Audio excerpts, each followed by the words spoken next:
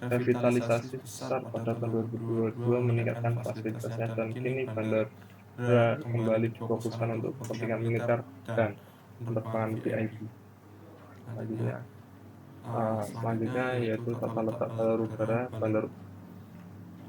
Yang pertama, landasan pacu atau runway. Bandar udara Halim Perdana Kusuma terletak di Jakarta Timur dan memiliki landasan pacu sepanjang 3.000 meter dan lebar 45 meter. Arah landasan pacu adalah 0624 yang menunjukkan orientasi utara, timur, dan selatan barat. Setelah dilakukan revitalisasi, landasan ini kini dapat melayani pesawat berbadan lebar seperti Boeing 777 serta meningkatkan kapasitas apron dari 3 pesawat berbadan kecil menjadi 4 pesawat berbadan kecil atau 2 pesawat berbadan besar. Selanjutnya yaitu landasan hubung atau taxiway adalah jalur yang digunakan pesawat untuk bergerak antar landasan pacu, runway, dan apron, atau dari satu bagian bandara ke bagian lainnya. Fungsinya sangat vital untuk kelancaran operasional penerbangan karena memungkinkan pergerakan pesawat yang efisien dan aman di darat.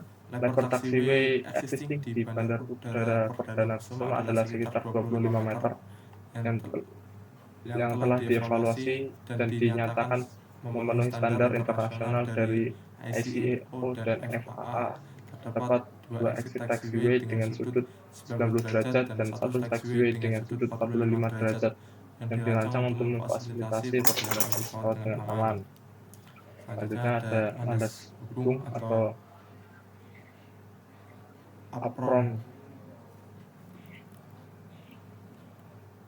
Ada landasan parkir atau apron. Maaf, di sini belum dihapus.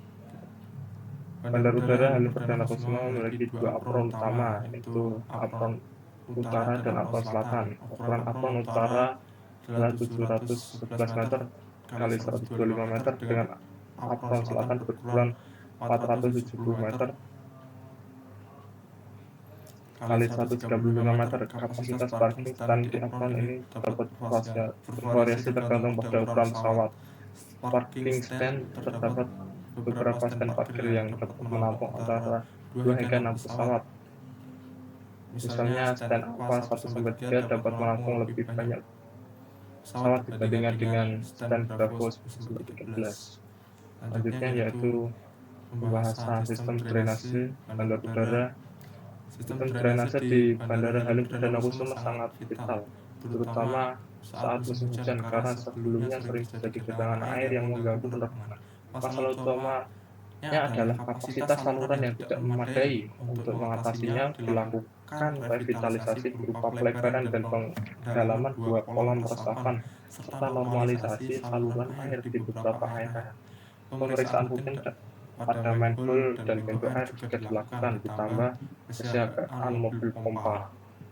Analisis hidrologi menunjukkan perlunya tambahan kolam retensi berkapasitas 47.880 meter kubik. Upaya ini mencerminkan komitmen bandara dalam menjaga kelancaran dan keselamatan operasional. Selanjutnya, perencanaan kepesan pada bandar udara. Pertama, pada landasan pacu. Untuk mendukung operasi pesawat besar seperti Boeing 777-300ER, Bandar Halim Perdana Kusuma menggunakan metode FAA untuk perangkat lunak FAA untuk evaluasi dan perencanaan ulang. Kekerasan metode ini mempertimbangkan frekuensi beban dan lalu lintas udara, menghasilkan tebal perkesan yang lebih besar dibandingkan metode lainnya. Meskipun nilai BCN landasan mencukupi, bagian landasan besar diperlukan bila nilai CBR di bawah 6%. Kemudian ada landasan hubung atau taxiway. Taxiway di Bandar Udara Halim Perdana Kusuma memiliki lebar sekitar 25 meter dan dibangun dengan konstruksi rigid pavement sesuai standar ICAO dan FAA. Dilengkapi 2 exit taxiway bersudut 90 derajat dan 1 bersudut 45 derajat. Desain ini juga mempertimbangkan proyeksi peningkatan lalu lintas udara hingga tahun 2045 dengan pertumbuhan tahun rata-rata 1,2%. Selanjutnya ada landasan parkir atau apron. Analisis kapasitas upload di Bandara Udara Perdana Kusuma menunjukkan bahwa fasilitas saat ini tidak mampu menampung pergerakan pesawat. Mulai tahun 2029 hanya 21 parking stand dan waktu parkir maksimum 45 menit. Untuk memenuhi kebutuhan operasional hingga 2048 direncanakan perluasan apron seluas 292 kali 125 meter. Struktur pemrosesan menggunakan rigid pavement sesuai standar FAA. Terdiri dari lapisan surface core, stabilis base core, dan surface core guna mendukung peningkatan jumlah dan bobot pesawat. Selanjutnya yaitu fasilitas bandara udara. Bandara Halim Perdana Kusuma di Jakarta Timur menyediakan berbagai fasilitas modern untuk kenyamanan penumpang. Di sisi darat atau landside tersedia terminal dengan counter check-in, kios check-in, VID, musola, klinik, ATM, penukaran uang, dan layanan transportasi lengkap. Fasilitas stabilitas mencakup kursi roda gratis dan pendampingan di sisi udara atau airbag.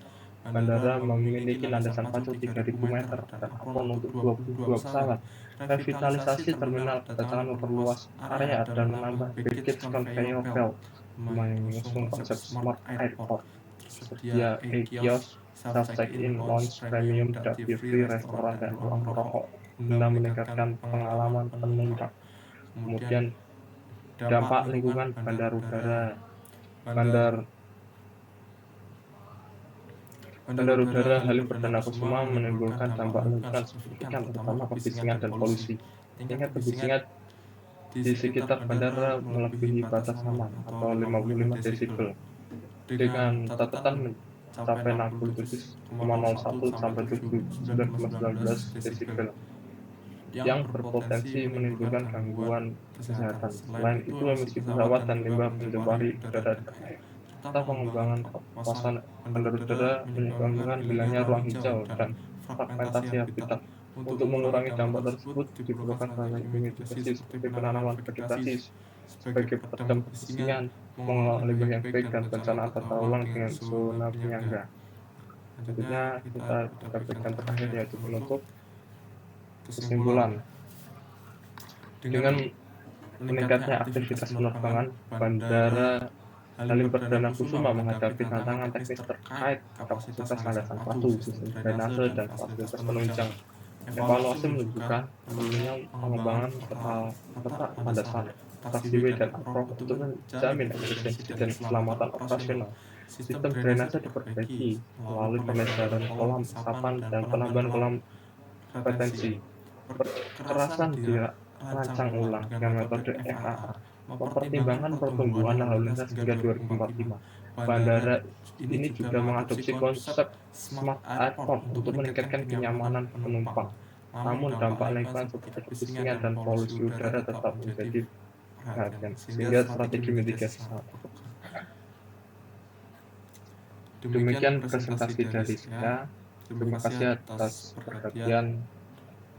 Sekian dan salam dari saya. Wassalamualaikum warahmatullahi wabarakatuh. Selamat pagi.